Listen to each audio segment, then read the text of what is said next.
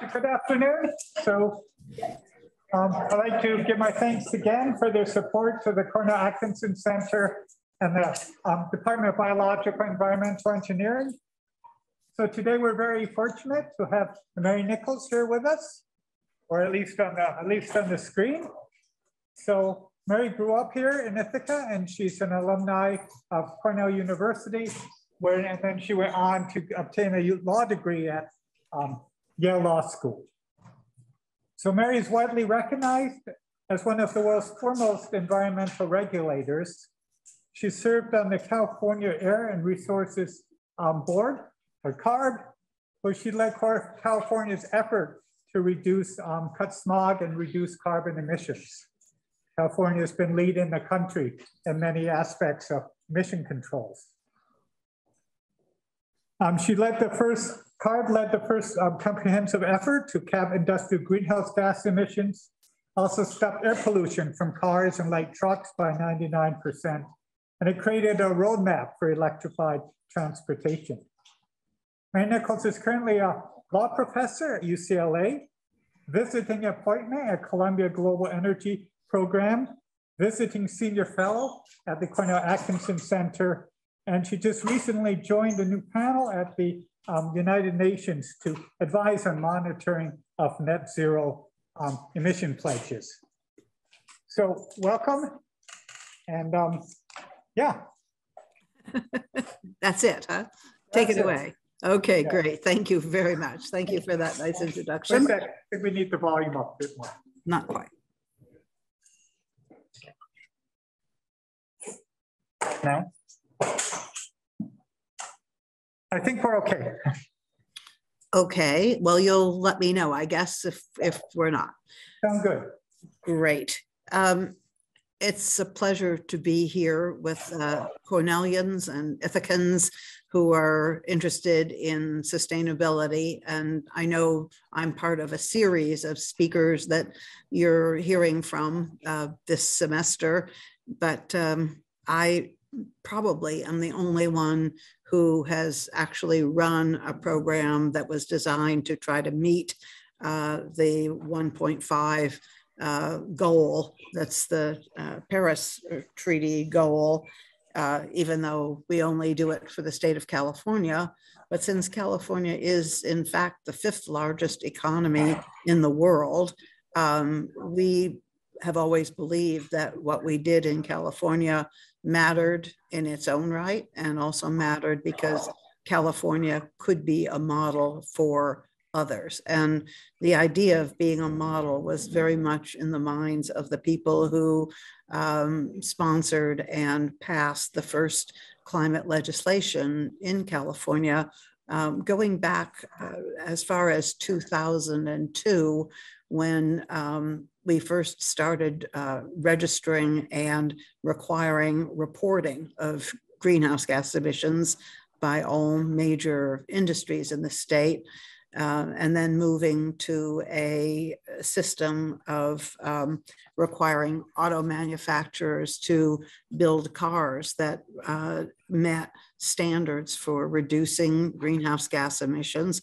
which were immediately litigated and have been the subject of Supreme Court lawsuits, as well as a big battle that we had with the Trump administration after they tried to overturn and withdraw the ability of California to set those standards.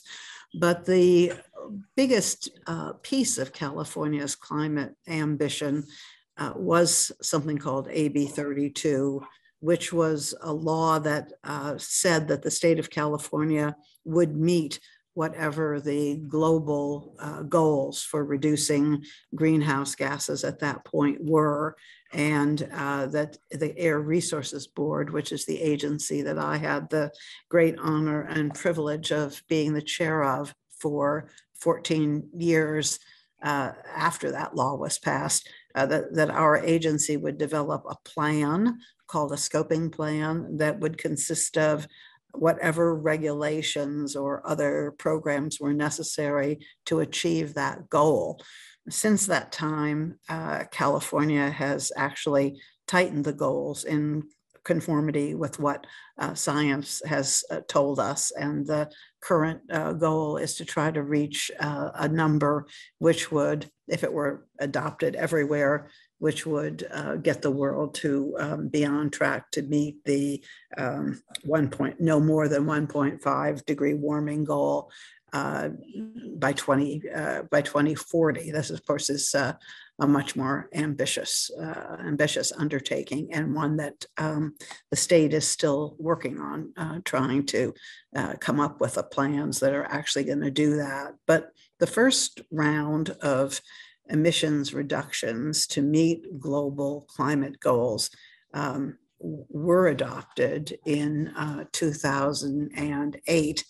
And under the program that we created, we actually succeeded in meeting the target, which was to reduce greenhouse gas emissions levels to 1990 levels by 2020.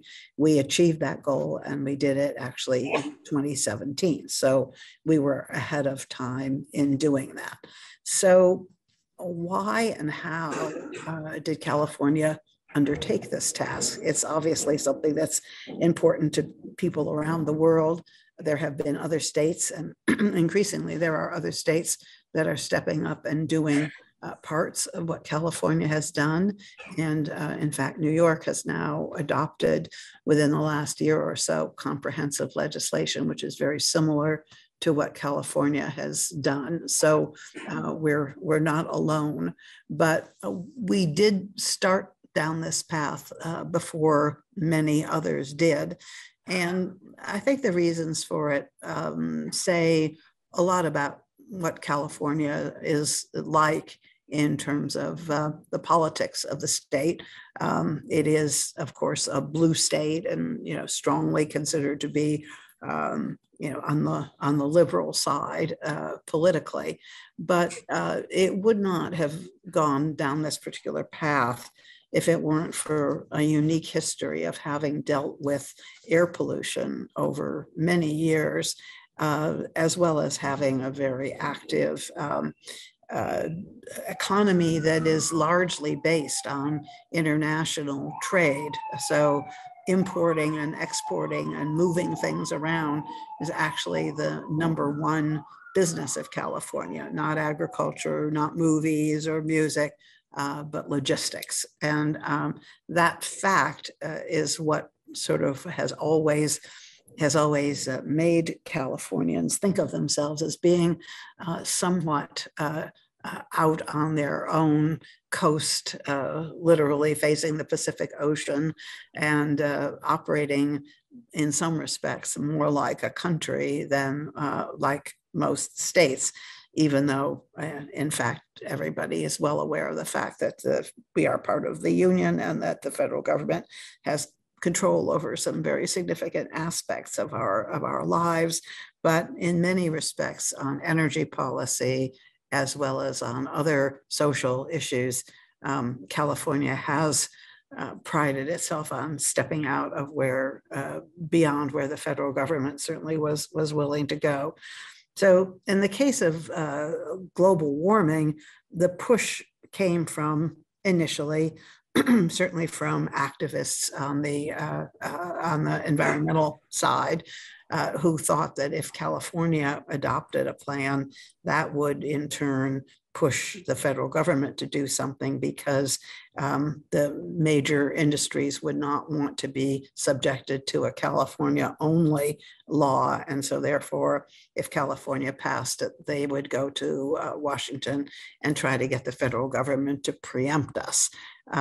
In terms of overall climate legislation, that obviously never has happened, but it still remains, I think, our official goal, as well as, in fact, in reality, the goal that the United States government would come along and pass comprehensive climate legislation, and we could fold our programs into federal programs and not have to do all this work on our own.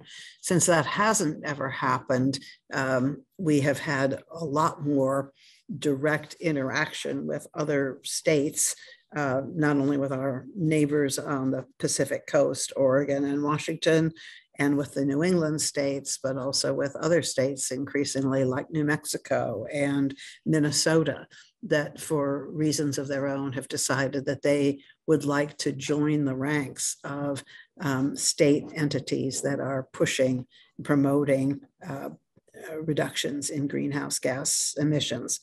And this in turn was picked up as a cause by a number of elements in the Silicon Valley world, in the tech industry, investors, as well as information companies like Google or Facebook and others, for the simple reason that they operate in a global business environment. And they believed that if California were to step out on its own and pass a regulatory program for addressing climate, that this would create business and investment opportunities for people who had clean technology, inventions, startups, and people from all over the world to come to California and get involved. And that is in fact what happened after the legislation was passed and signed under Arnold Schwarzenegger in 2007, so-called Global Warming Solutions Act. It immediately pushed California into the forefront among states that were attracting venture capital, and especially venture capital that was interested in energy and environmental investments. So you had a political, a policy motivation, you had a business motivation, and underlying all of that is the fact that since the late 1940s, when smog first became a noticeable and named villain in Southern California, the state has been fighting to try to restore clean air and clear skies to our urban areas in particular, but also to the more rural parts of the Central Valley and agricultural communities as well. So the history of having stepped out and mastered the intricacies of automotive design and fuel quality and composition, and having enacted and enforced regulations in spite of frequent opposition and even litigation resistance on the part of some of the affected industries, meant that there was this whole history of California seeing itself as having the right and the duty to take action to protect the public health, and not only that, protecting against the adverse health impacts of pollution, but also the fact that smog is just plain ugly and had a real noticeable impact on the quality of life in our state, and was a blight that was, the butt of jokes on the Johnny Carson's late night television show and on other people's radar as something that didn't fit with their idea of California. Most Californians, until very recently, at least, came from other places. And one of the things that drew them to California, aside from economic opportunity, and in many cases also a more tolerant social atmosphere, was the fact that it was just plain beautiful, with a long coastline and snow-covered mountains and all kinds of outdoor recreational activities, and a climate in the sense of all around weather conditions that was very conducive to people being able to spend time in the outdoors. And of course, that's the history of how the movie industry came to California, was because they could shoot outside much of the year. That mystique, that history, that sense of what it is to be a Californian has always been a presence in our politics. And despite many other divisions that have occurred over the years, battles that have been fought within the state, the underlying sense that the air is precious and should be clean and should be protected is something that's very widely shared by Californians. So even though today it seems to be a place that is dominated by one party and is a very blue state, historically that was not the case in California. In fact, when I moved there in 1971, it was far less democratic place than it is today. And it was not the case that one party was the party that was pro-environment and the other was anti. There's always been a pretty broad consensus in favor of the need to take whatever actions were necessary to clean up the air, at least when it came to actions that would involve forcing cleanup of technology. And of course, the technology which is the most responsible and the one on which we're the most dependent is transportation, where approximately 50% of all of the greenhouse gas emissions in our state come from cars, trucks, other forms of transportation, planes, trains, et cetera, and also the fuels that they burn, obviously, to move themselves around. So that focus on transportation in a place which is heavily dependent on transportation, whose economy is dependent on transportation, and whose people are, in many instances, driving considerable distances to get from where they live to where they work, has been the underlying subject of most of our climate regulatory activities, along with cleaning up the power plants that provide electricity to our state. So what was AB 32 all about? Well, the first thing it was about was establishing that cars, in particular passenger vehicles, were going to have to reduce their emissions of greenhouse gases to the atmosphere. And the way that that would happen would be either that they would become a lot more efficient, so they would burn less gasoline and thereby produce fewer emissions, or we would have to see a real significant switch from any form of internal combustion engine to zero emission vehicles, primarily battery electrics or fuel cell vehicles. And that whole movement, going back again to really starting in the 70s, but for climate purposes, taking hold in early 2000s, has been the thing that was the hardest fought, because industry vigorously resisted the notion that greenhouse gases, global warming, were a part of their responsibility. They had accepted the idea that they had to meet air pollution requirements, but the idea that carbon dioxide and other greenhouse gases would be considered to be a form of pollution did not go down well. And there was a string of lawsuits in federal courts that finally ended up in the Supreme Court, which told EPA that indeed greenhouse gases are a form of air pollution, and therefore they had an obligation to adopt regulations.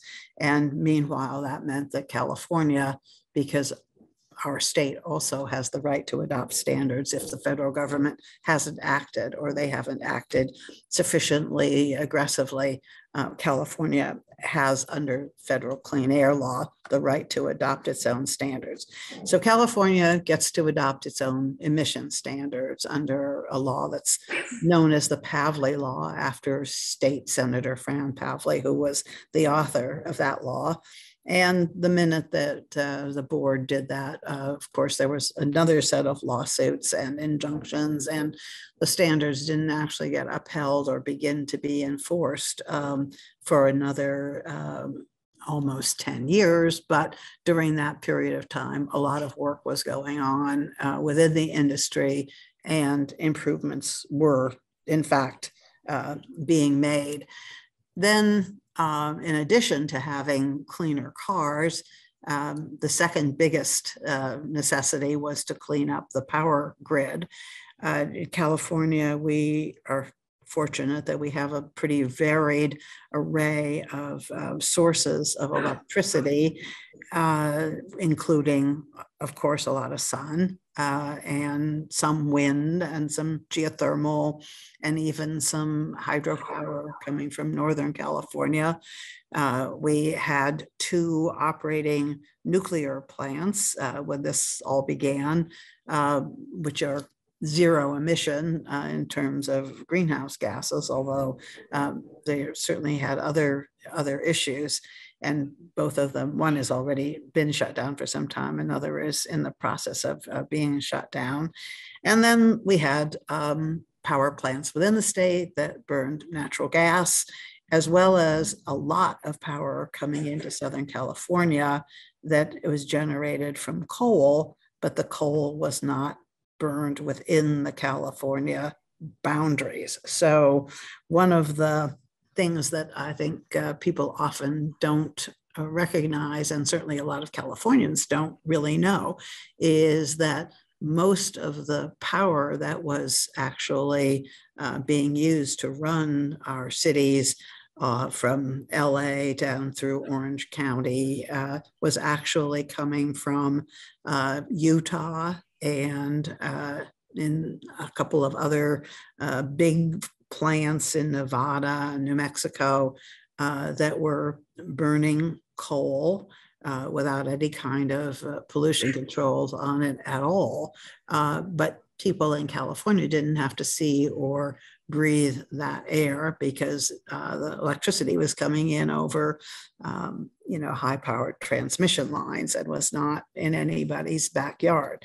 So one of the things that happened right away when the legislature decided they were going to tackle climate change is that to have any kind of credibility to the program, they had to accept responsibility for cleaning up not only the power grid within the state of California, but also take responsibility for the emissions from power plants that were outside California, but providing us with electricity. So part of the plan for implementing AB 32 consisted of setting emission standards for the out-of-state imported power, as well as our own domestic power, with a requirement that a percentage of any utilities, an increasing percentage of every utility's mix of generation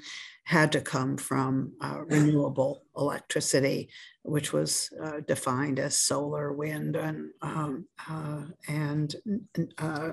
not hydro or nuclear. So you've got a set of initiatives that are designed to clean up the power system. You've got initiatives that are designed to clean up vehicles. And to top it all off, we created a system known as a cap and trade system, whereby all emitters, all stationary sources, all industries, down to the level of a small-ish power plant that you might have, let's say, on a university campus, would be under a cap, a total cap on the amount of emissions that they could have. And they would have to have allowances. They would be issued allowances in the beginning for free. But then over time, they would have to start paying for those allowances, and they would have to be reducing the number of allowances that everybody had. So a giant game of musical chairs. It's a fairly elaborately designed system, which I'm sure we can talk about later. But it was actually at the time that it was passed, it was again the largest program of its kind anywhere in the world, including in Europe, which already had an emissions trading system that they had adopted for the EU, but which only applied to sources other than electricity generation, I should say. Since that time, a number of other jurisdictions have adopted their own variations on cap and trade programs, but that was, again, the first of its kind. And it quickly was adopted also by the province of Quebec, which had been a partner in a larger group of states and Canadian provinces that were working together to try to come up with some climate plans for the national level. When that all fell apart, they persisted and ended up operating a joint cap and trade system with the state of California. So what you have here is something that is a comprehensive plan with a cap on it, with the targets that are defined, enforceable limits, requirements for reporting on the part of all industries. And then added to that was something called a low carbon fuel standard, which applied to the companies that sell transportation fuels within the state of California. So in addition to controls on vehicles, there was also a control on the amount of carbon content of the fuels that they were using, and a mandate to move in the direction of increasing numbers of non-internal combustion engines, either fuel cells or battery electric vehicles. The bottom line of all of this was a comprehensive scoping plan, which was of course also challenged at various times, either by industry or from the left, because the environmental justice activist community in California was very opposed to the cap and trade system, which they believed gave industry too much freedom and flexibility to decide where they were going to emit from their facilities, which of their facilities they would clean up because they could trade among them, and that this would perpetuate violations of air pollution control laws, or at least would perpetuate the current situation in which predominantly poorer communities of color are the ones that are adjacent to the largest industrial emitters like refineries and gas burning power plants, and therefore we're more likely to be subjected to worse exposure to pollution on a day-to-day basis. That issue was also litigated, and the Air Resources Board won that litigation in the California Supreme Court, but it remains a topic of considerable contention within California. So this is what a comprehensive climate program looks like. What it means is that no source goes untouched or unconsidered, that you have an inventory of where your emissions are coming from, and you develop plans to systematically go after them, sector by sector or type by type, try to develop measures that will be effective at that particular activity.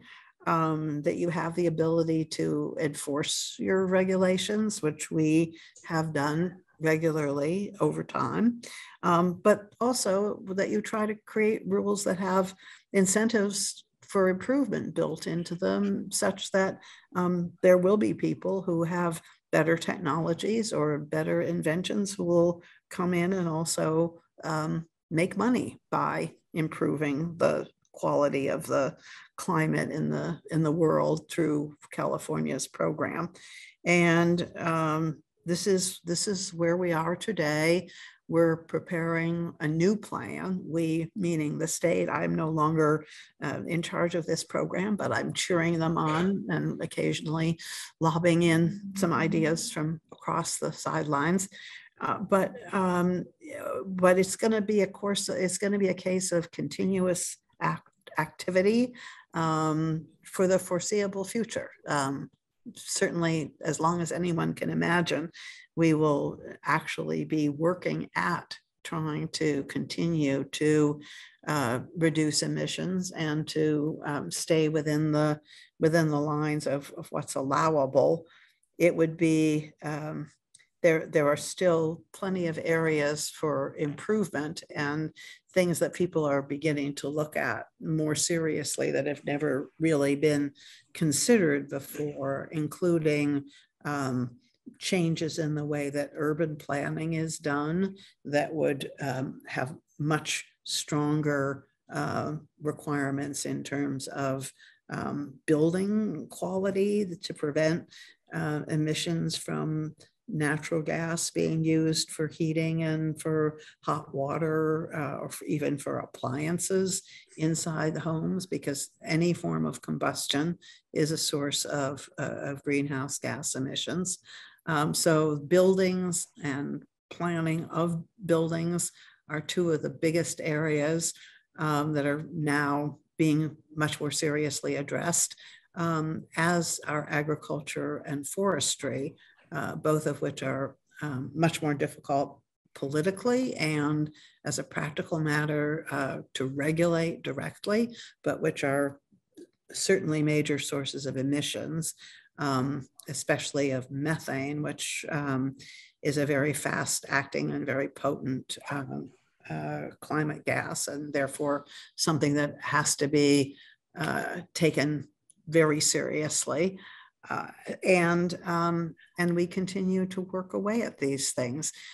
The one other thing that I would say to this group about the way in which this program has been sustained is that people often ask, how were you able to do it? How is California able to do this? And I gave you some of my thoughts at the beginning about what makes California special and why people in California decided to go ahead and try to start down this path.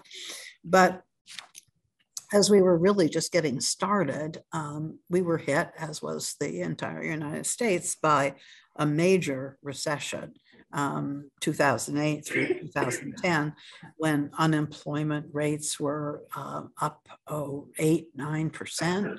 I mean, up to those horrible levels of unemployment. There were all kinds of foreclosures going on in communities where people couldn't keep up their mortgage payments. Banks were foreclosing. Banks themselves were in trouble. You know, this was going on around the country, and California was hit very hard, as they usually are, by this kind of recession. And so there was an initiative put on the ballot to suspend the climate program with the proviso that it would only be suspended until unemployment rates fell below 5%. But at that particular point, nobody believed that we'd ever get employment back under 5%. In fact, that did happen quite recently, but at the time, nobody knew when or how that could possibly happen. So it was a direct hit against the climate program. It made it onto the ballot. It was financed primarily by a couple of large oil companies that were headquartered outside of California, although others contributed to it. The State Chamber of Commerce supported it. But there was a very vigorous campaign. It was led jointly by George Shultz, Republican former Secretary of State in the national government, and Tom Steyer, a venture capitalist from California who has since made a much wider name for himself as an advocate for action on climate. And the two of them, with support from Governor Schwarzenegger, of course, but many others as well, raised more money than had ever been raised for an environmental ballot measure in California and beat back the initiative very handily. In fact, that was the same year that Jerry Brown was on the ballot running for governor to return to office as governor.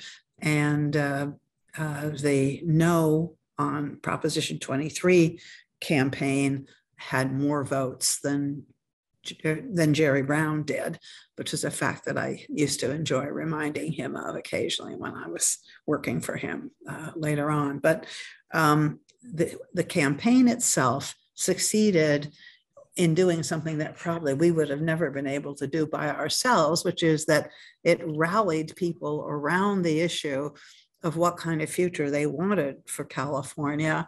And the focus of the campaign was not on climate or greenhouse gases or about California being a victim of some of the worst effects of the fires and sea level rise that come along with global warming. It was focused on energy and specifically on clean energy and whether the state was going to continue to be as dependent as it was on oil and gas, or whether we were going to be able to shift to a future that involved clean, renewable technologies. It was a wonderfully successful campaign. The people who ran it, clearly did their research and understood what people would respond to. And I think one of the things that all of us were the proudest of was that this was not a vote that was primarily based in affluent communities. It was very broadly distributed across the state. And so it really demonstrated that there was a deep support for what we were trying to do. So that's my story of lessons from the front line of a climate program. There are lessons, I think, that could be replicated in other places. There are some things that have changed since then, for sure. But one of the things that I continue to believe very strongly is that although California is a very big state, so maybe this isn't something that could be done as readily in let's say Rhode Island, just to pick on the smallest state in our country. But many of the initiatives that we wrote into the plan had either been pioneered or been thought of or were matched by actions that local governments wanted to take as well. So you had a real competition, a virtuous circle of competition between LA, San Francisco, San Jose, San Diego, in particular, cities that vie for attention and for attracting new, interesting kinds of businesses and people, and that they also embraced this program and saw it as something that gave them an edge as well. The idea that leadership has to come from the grassroots level is something that we pay lip service to a lot, I think, in America, but we don't necessarily always act on it. And, it's a sad fact that we have not yet been able to find a way to get the federal government to agree on any kind of a comprehensive climate plan, and are still struggling with that to this day.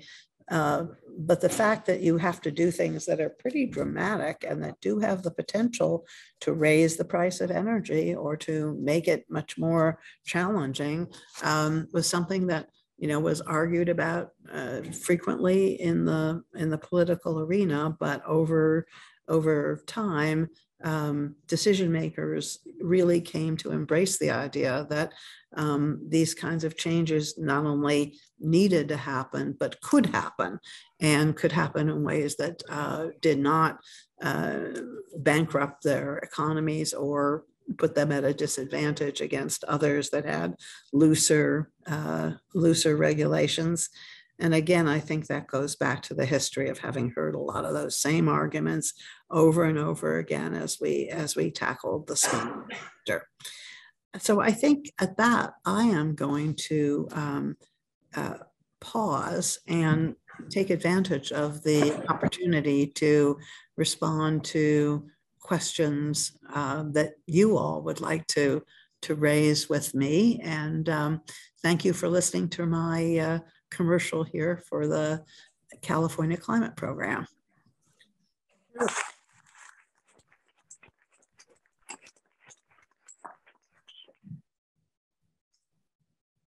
Questions?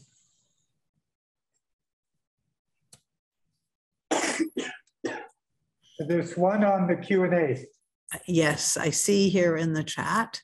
States need to take climate action now if they aim to prevent the further warming of the planet. However, adopting legislation and regulations may take some time. Why tackling climate change by legal means is adequate? I guess the question is there some other way to do things faster than going through the legal system? And the answer to that is, at least in my experience, that even while legislation is pending or while the regulations are being written, certainly some will wait till they see the exact details of the legislation, or in some cases, while they're fighting to try to keep it from passing. But that generally speaking, the entities that are directly subject to the regulation start preparing to comply very early on. And so it is not actually as long and drawn out a process as you might think. Now, would it be better if we had some faster way to incentivize better behavior?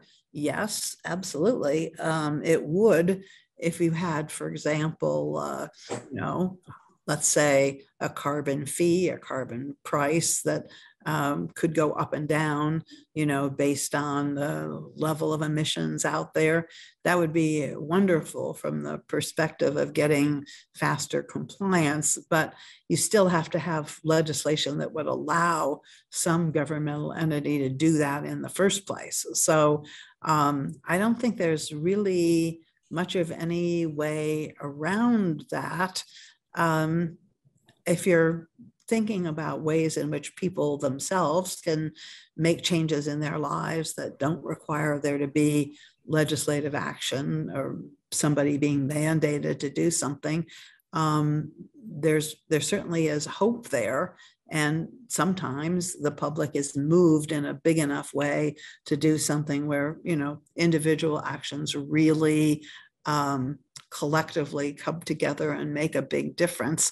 And I can think of a few of those moments, but the kinds of big changes that we're talking about, for example, in what's being burned in a power plant, those pretty much have to be made by the owners of the power plants, and they're not going to do it unless they're required to. So I hope that that's an answer to that question. The next one is, what role do you think Californian exposure to drought and forest fires played in creating political motivation? And is there a way to motivate other states that aren't feeling such direct impacts yet? Very good question. Well, I think when I first started working really actively on climate change, back in the 2007-06 era, there was still quite a bit of debate about whether climate change was real. And it definitely took a few summers, a few years of unusually bad fire seasons to convince people that, that this was something that was really happening. And the press has made a big difference because they used to report about climate change as a controversial issue or treat it as a theory, as a scientific debate.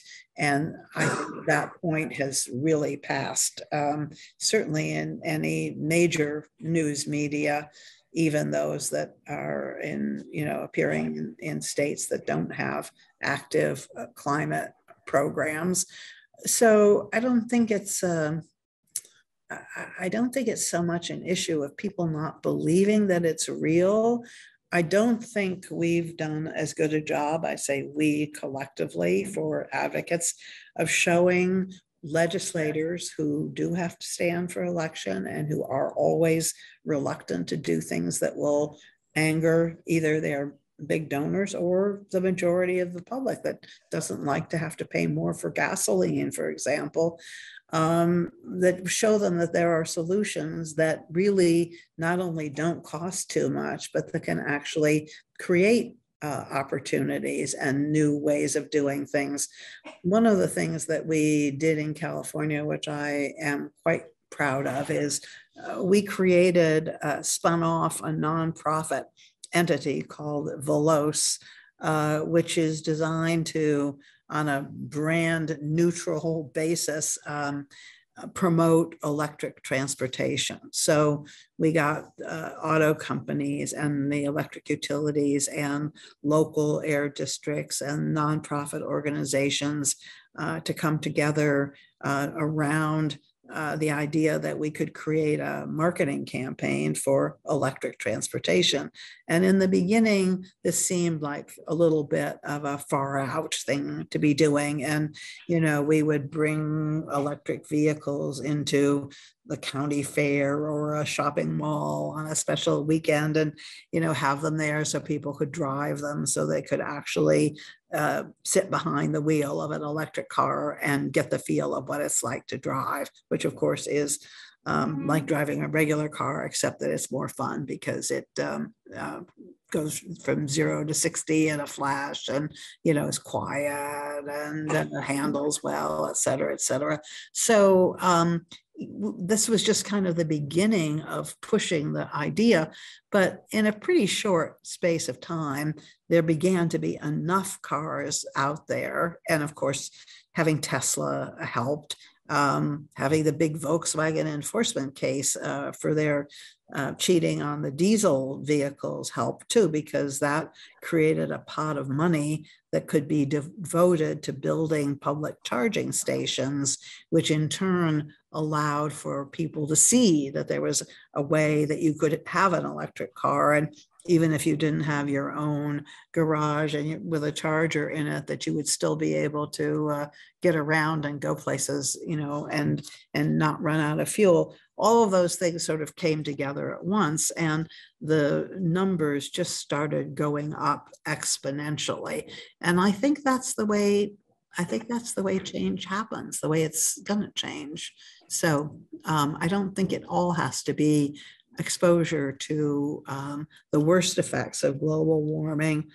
I think we can also see change happen as a result of exposing people to the benefits of doing things that will help address it.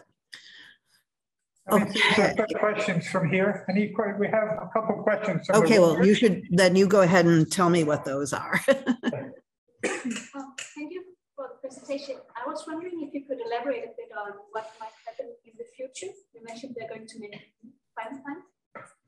So the question is some elaboration on what will happen in the future and the new climate plan.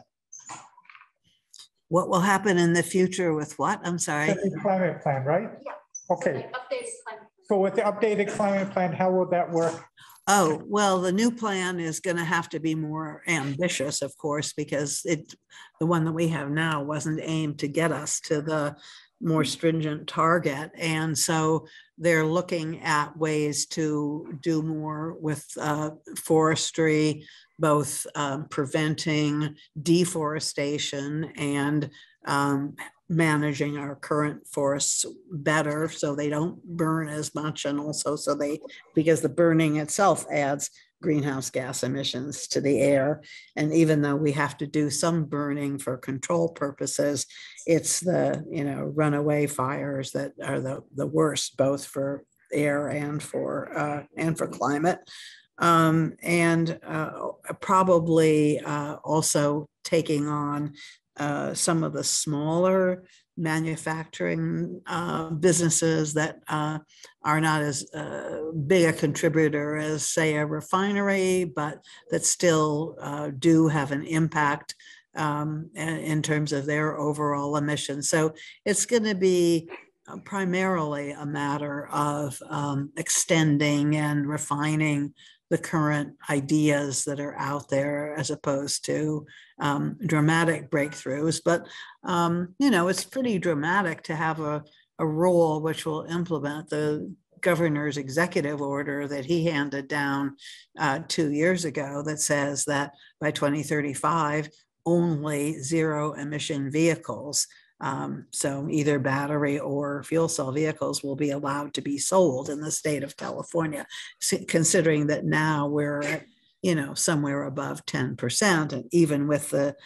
taking off of people's desire, that still is going to be that's going to be a major change for the industry. We have another question from here, right? That's on our hand. Right, yeah, please. I had a question about cap and trade. Do you think the cap is become more strict? And also, do you think the idea of cap and trade make bigger companies who rebuy?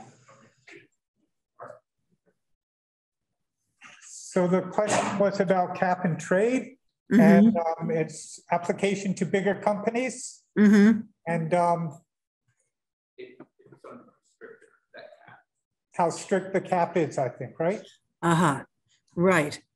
So the cap is it's a firm cap, but it doesn't decline very much, because at the time that we first adopted the program, we were just trying to get the architecture of this thing in place in a way that could be enforced and could show that it really was capable of being a cap, as opposed to being utilized as the tool for reducing emissions.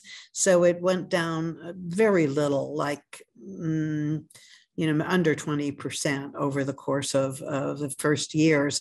And it also had another effect, which was not something that we had particularly designed it for, but in order to keep some kind of honesty over the price levels and some way of kind of monitoring what was happening, we distributed roughly 90% of the total pool of allowances, each allowance being 1 ton. And we distributed those based on industry sectors and allocated them based on the efficiency of the different types of companies.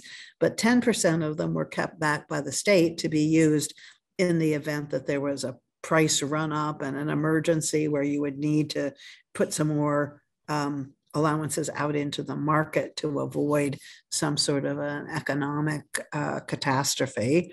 And we ended up having enough revenue from those public allowances that the state owned, the auctioning of those allowances, that has raised over the course of this program about $12 billion in revenue that the state has been able to spend on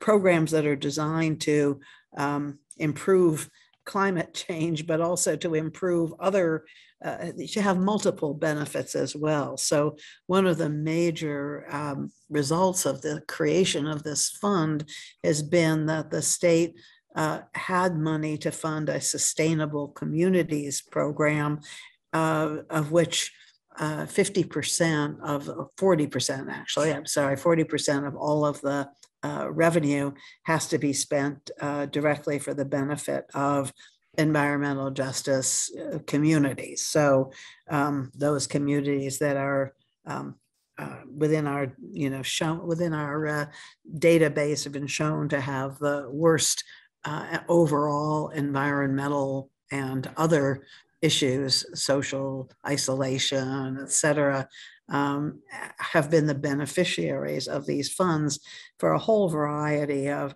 housing and transit-oriented development and other improvements that have made a big difference in the quality of those communities. So it's been a popular program from that perspective, which wasn't something that we were really planning on at the time.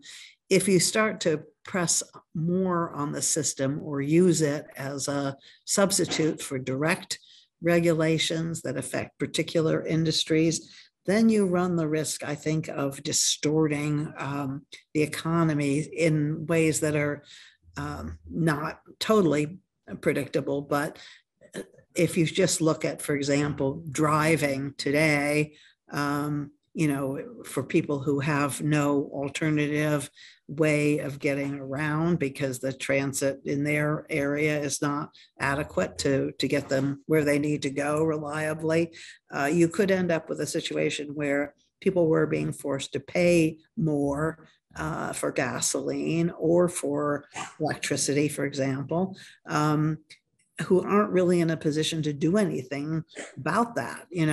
Conservation is a good thing to promote, but if people can't conserve beyond a certain point, you're just punishing them for using that product. So we wanted to be careful to go on a sector by sector basis and come up with approaches which allowed for those who have the ability to control their emissions to do that first by, for example, power plants switching to renewable rather than using any kind of fossil fuels. And then after that, they still go under the cap and trade program. So they still have to buy allowances to cover whatever emissions they have left over. And then the public, sees that as part of the cost of the program. Thanks. What's your take on direct carbon capture and storage, and do you think it's going to be more popularized in the future? So the question is, what's your take on direct carbon capture and storage? And will it become more popular in the future? Well, the latest analyses that I have seen, the latest scenarios that try to come up with ways in which we could meet that 1.5 degree warming cap don't really give you comfort that there's a way to do that without going into some form of direct air capture, because the emissions are already so high. The amount of greenhouse gases in the atmosphere is so great that anything we could do to slam the brakes on would still not be enough to prevent dramatic exceedances. So while right now it's very expensive and the technology is still in pretty early stages, it's coming along fast. The biggest controversy for us about it is that one of the biggest proponents of carbon capture is the oil industry, because oil production in our state has led to the creation of reservoirs that once held oil that now would be a very handy place to store CO2. And technically, it's probably easier for the oil companies, which have a lot of experience and expertise in pumping things out from underground, to pump CO2 back into the ground. But of course, that leads to the question of, is this just a way to perpetuate oil and gas activities in the state of California once they get into it? Or is this is it a legitimate business for them to be in? And that's one of the questions that people are still looking at the moment. But I predict that eventually we are going to end up having to use those reservoirs for storing CO2. Yeah. I'm just curious what got you into environmental regulation, as well as if you have any advice for us undergrads that want to pursue a career in environmental policy. So the question is, what got you into environmental legislation, and what advice do you have for undergraduates who want to pursue environmental policy? The first question about environmental legislation was how you became interested in it, how you started that.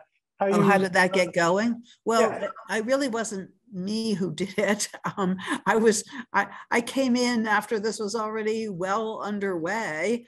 And I think there was some very good coalition building that was done, especially between the public health community and the environmental community, and a lot of local governments. And as I mentioned before, the Silicon Valley constituency, the clean tech people, all sort of coming together and working the legislature, and the election of people in the legislature who wanted to work on these issues. And one of the things that has been most gratifying in this whole program is, especially because of the connection between air pollution and global warming, we have a number of legislative leaders on climate who do not come from, the coastal elite areas, although we certainly have those too. But we have people really taking a strong leadership role who come from some of the most challenged parts of our state, including the Imperial Valley and Inland Empire areas. So it's a coalition organizing kind of activity, and it certainly doesn't happen all by itself. It has to include also expertise that comes from, in many cases, university people who have been working on coming up with very specific proposals. So, whole chunks of what's in our scoping plan were developed by professors and graduate students and researchers, within the universities who came forward with ideas when we first started developing our plans. And basically we opened it up and asked people, for their suggestions about what we should be doing to meet those goals. As far as students who are interested in going into these areas, it seems to me that right now there's almost unlimited opportunity, in the sense that everywhere you turn, whether it's businesses or local governments or state environmental organizations, as well as activist organizations, people are working on some aspect of this problem. Sometimes it's not the most public thing that they're doing, but because I follow this issue a lot and look at what's on various websites and so forth, I just see people with ideas and inventions and products and, ideas about things you can do with technologies, bringing forward ideas that are going to be beneficial. Sometimes they are, sometimes they're not. They have to be tested and evaluated and compared with other things. But, applying some of the basic principles of sustainability to work can be done almost anywhere. So I just I hope there are courses that are available. I know there's a Sustainability Institute because I'm an advisor to it. How many classes they have available everywhere throughout the university, I don't know the numbers on that, but from what I've seen, I know there are opportunities, whatever school you're in, to learn something about sustainability and then be able to put it to use wherever you go to work. I have a couple questions up here on the chat that I could read. One of them says, public transportation has always been seen as a way to mitigate emissions, but do you think that with the pandemic causing fears of being in close spaces with others and causing people to use private cars more often, has reversed any positives that came with using public transportation? So no doubt there was a big challenge during and right after the pandemic to transportation agencies. I think there's a lot of creativity going on there as well, with at least visionary concepts out there of public transportation that does not just consist of, moving people into, a tight, compact train car or bus and then transporting them from place to place. That there's a lot of work going on, especially in rural areas, in finding ways that you can move people around with zero emission vehicles that don't involve having to try to force much more congested kind of conditions to get from place to place. Car sharing, ride sharing, those kinds of programs can be operated by the public and in the public interest and be part of the transportation system.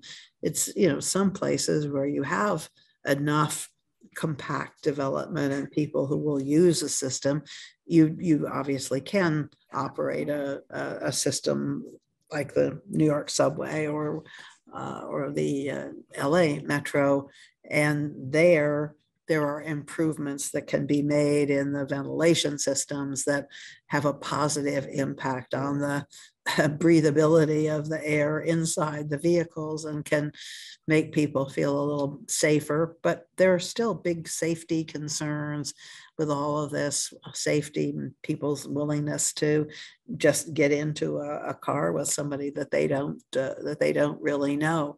And those things just have to be addressed, I think, in a community-wide way that tries to emphasize the benefits to the public from people using all these different kinds of transit systems.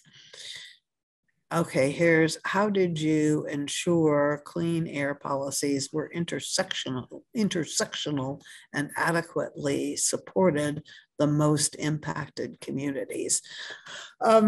Well, first of all, the relationship between air quality and climate change, emissions of greenhouse gases, is a pretty direct one. That's not true for all kinds of toxic air contaminants that could be emitted in a situation where there weren't greenhouse gas emissions. But if you've got CO2, it's because you've been burning a fuel that has carbon in it. And that means you're also going to have nitrogen oxides, you're going to have other impacts, probably fine particles, etc. And so you do have a direct relationship between the two.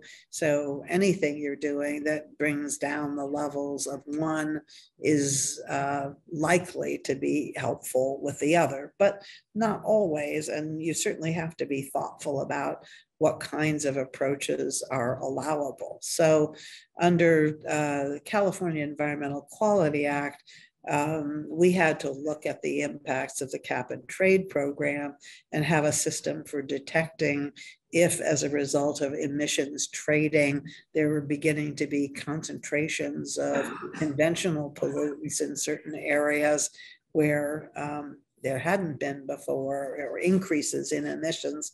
And that's been an element of the program from the very beginning. It still hasn't completely penetrated to places like the ports, our ports and rail yards, major transportation hubs where there's a lot of diesel vehicles that are used for transporting shipping containers, et cetera, still remain the largest sources of both greenhouse gas emissions and pollutants, and have been harder to get a grip on because the people who run those facilities don't really respond directly to the communities that are adjacent to them. But politically, they have been able to bring a lot more pressure to bear, I would say, both on the administration and on the legislature to make sure that any new revenues that are coming in, any attention that's being focused on new plans for local government features those communities front and center. And certainly the requirement that the legislature put in that any revenue that comes from the sale of allowances has to have 40% spent for the benefit of the worst impacted communities has really raised people's consciousness about these issues a lot. So we have time for one more quick question. Yeah, please. So since COVID, we've definitely gained more information about like transportation and our energy use. And I was wondering if there's anything specific to California that like information we gathered from like data during COVID. So the question is, since COVID, we gained a lot of information about transportation, energy use. So are there any specific lessons that the experience of COVID in California taught you? Sure. I mean, I think the first and foremost was that given a chance to not have to transport themselves to an office every day, most people would just as soon not have to go to the office in order to keep their job. And so all kinds of employers are searching for ways to balance people's desire to be able to work from home where they're hopefully not being exposed to anything other than their families and going into an office situation. And that looks to be a kind of a permanent phenomenon, which means that, you know, there's going to be a lot of interesting reuse of office buildings in areas that were overbuilt, what to do with vacant space in vacant buildings is going to be provide some real opportunities if it can be done in a way that meets what people's needs to have more mixed use development for sure. The change to having things delivered and contactless delivery and payment and so forth. I think those are permanent changes that also will impact on the amount of driving that people need to do in the long term. But there's still been a big bounce back effect, primarily because of the fact that many people felt that they were just deprived of opportunities for normal human interaction when they couldn't go to a party or couldn't go to a restaurant and so forth. And so right now we're not seeing any real change in demand for those. In fact, right now I think there's just a resurgence of desire for people to get out more than they had been able to before. So the changes in urban land use patterns, the changes that would allow for people to bike and walk more effectively in more different places, those are going to take some work, I think, to really implement in a way that will be successful. So let's thank Mary.